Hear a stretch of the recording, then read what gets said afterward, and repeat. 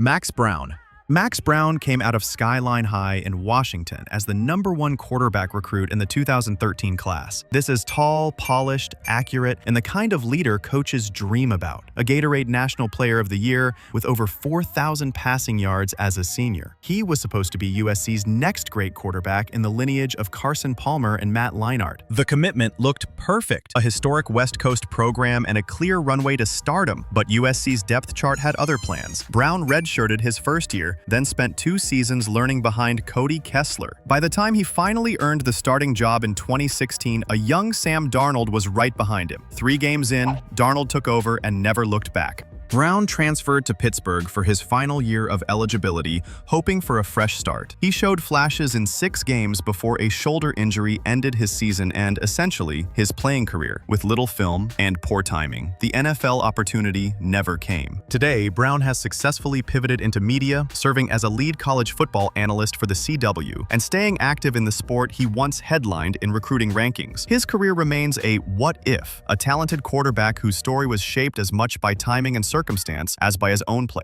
Mike Bellamy. Mike Bellamy arrived at Clemson in 2011, right as Dabo Swinney's program was about to take off. A 5-star running back, top 75 national recruit, and parade All-American. He was one of the fastest high school players in the country, the kind of prospect who looked like he had turbo boosters on his cleats. Clemson fans imagined him as the next CJ Spiller, a game breaker who could tilt the ACC in their favor. At first, the flashes were there. Bellamy carried the ball 57 times for 343 yards and 3 touchdowns, averaging an impressive 6.0 yards per carry. His speed was undeniable, and big plays felt just a snap away, but the momentum didn't last. A violation of team rules kept him out of the ACC title game in the Orange Bowl, and soon after, academic ineligibility ended his 2012 season before it began. From there, his career slipped off the main stage. Bellamy finished at the junior college level before moving to Fort Valley State, a far cry from the national spotlight of Death Valley. In 2014, he made a brief stop with the CFL's Toronto Argonauts, but it was short-lived. For all his talent, Bellamy's career became another reminder that pure speed isn't enough. Consistency in the classroom and off the field matters just as much as game day highlights. Byron Cowart.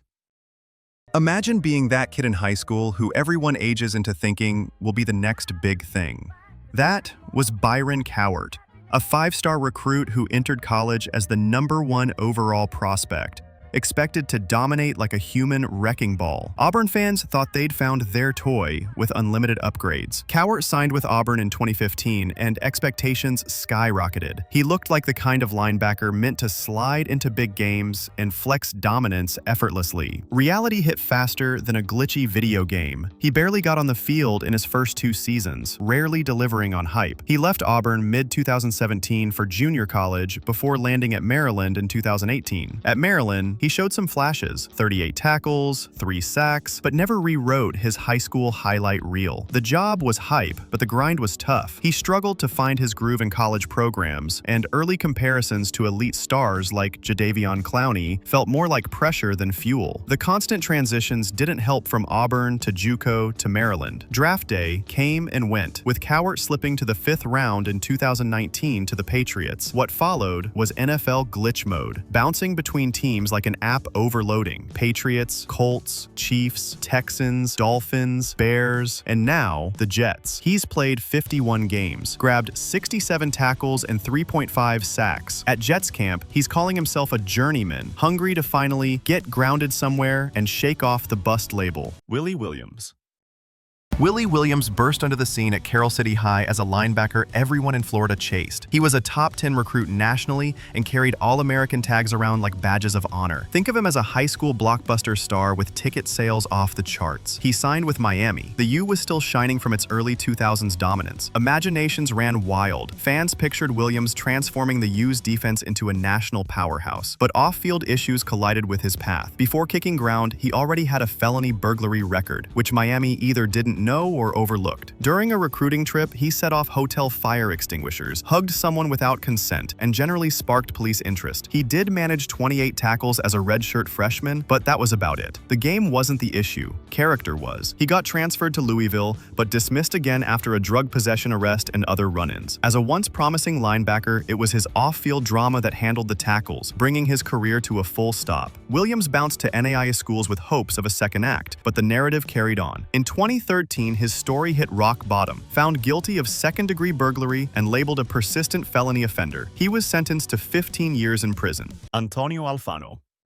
Antonio Alfano came into college football like the main character in a blockbuster. Big, powerful, and impossible to ignore. He was a 5-star recruit, ranked among the nation's top 5 overall, and was expected to anchor Alabama's defensive front. That level of hype comes with stadium-shaking expectations. He signed with Alabama, a program known for producing NFL defensive monsters. It felt like he'd walk into the lineup and bulldoze everyone. He was supposed to be the next big wave, ready to crash onto the SEC. But instead of a tidal wave, what arrived was a ripple that faded fast. He never took a snap for Alabama. Coach Nick Saban basically said it straight up. He basically quit, stopped going to class, stopped coming to the football building, and faded from the program before he even got going. It wasn't about performance, it was about presence. The guy simply withdrew. Personal issues or lack of direction, we'll never fully know, but the result was the same. Hype in a dorm room, but zero highlights on the field. Alfano bounced to Colorado, but still never played. Then he went through junior colleges before landing at Lackawanna College, a path that reads like a GPS rerouting, over and over, never reaching the destination. Now he's playing in the CFL. That path shows just how much no action at the college level can transform a future star into a footnote. Tate Martell. Tate Martell's career started like a perfectly scripted opening drive, sharp, explosive, and full of momentum, but it stalled out long before reaching the end zone. At 14, before most kids even figure out algebra, he'd already committed to Washington. By the time he finished at Bishop Gorman in Las Vegas, he was basically the high school cheat code. 45-0 as a starter, nearly 10,000 total yards, 148 touchdowns, and a Gatorade National Player of the Year trophy. On paper, he was built for the big screen. His recruitment felt like a road trip with too many detours. Washington, then Texas A&M, and finally Ohio State. Buckeye fans expected fireworks, but instead got the kind of drizzle that ruins a 4th of July barbecue. Competing against seasoned quarterbacks, Martell saw the field in short bursts but never took over. Chasing opportunity, he headed to Miami, a move that looked bold but played out the same. Short appearances, no locked-in starting job, and the same uphill climb. One last transfer to UNLV brought a homecoming vibe, but by then, the hype had worn thin. What went wrong wasn't one big thing. It was the grind of elite competition, constant team changes, and a skill set that never scaled up like everyone predicted. The aftermath? Martell walked away from football, remembered not as the next great dual-threat QB, but as proof that sometimes an undefeated record in high school is just the trailer, not the movie. Demetrius Summers.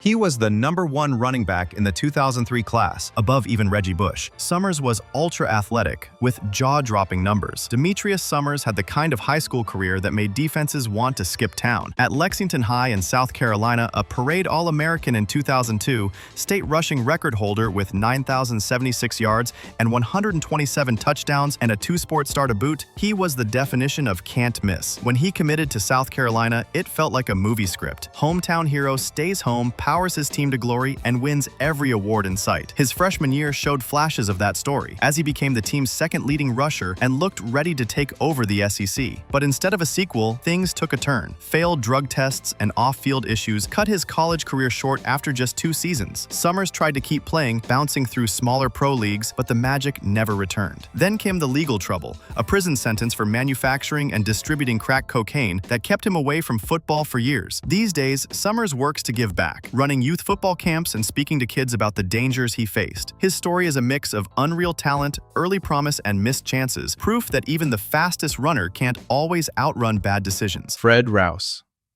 Fred Rouse's rise and fall could be summed up as fast feet, faster downfall. Coming out of Lincoln High School in Tallahassee, he wasn't just another 5-star. He was Florida's crown jewel in 2005, ranked the #2 wide receiver in the country. Parade All-American, U.S. Army All-American, Bowl standout, 6'2" with legit 4.4 speed. He even once said he could skip college and head straight to the NFL. Confidence wasn't the problem. Florida State won the recruiting war, beating out Alabama, Texas, Miami, and Florida. Seminole fans thought they had their next game breaker. But in one season, Rouse managed just 6 catches for 114 yards and a touchdown. The flashes were there, but so were the problems. Failed drug tests ended his FSU career before it really began. He transferred to UTEP and showed mild promise, 25 catches for 379 yards, before clashing with coaches and moving again to tiny Concordia College. With every transfer, his spotlight dimmed. Off the field, things unraveled further. A burglary arrest after breaking into a former teammate's apartment all but closed the football chapter. Despite his size and speed, no NFL team called. Brief stints in the UFL and CFL went nowhere. Rouse's career is a textbook bust. Elite tools, huge hype, but derailed by bad decisions, instability, and lost discipline. He went from future NFL star to a cautionary footnote. Proof that in college football, talent can open the door, but maturity keeps you in the room. Mitch Mustain.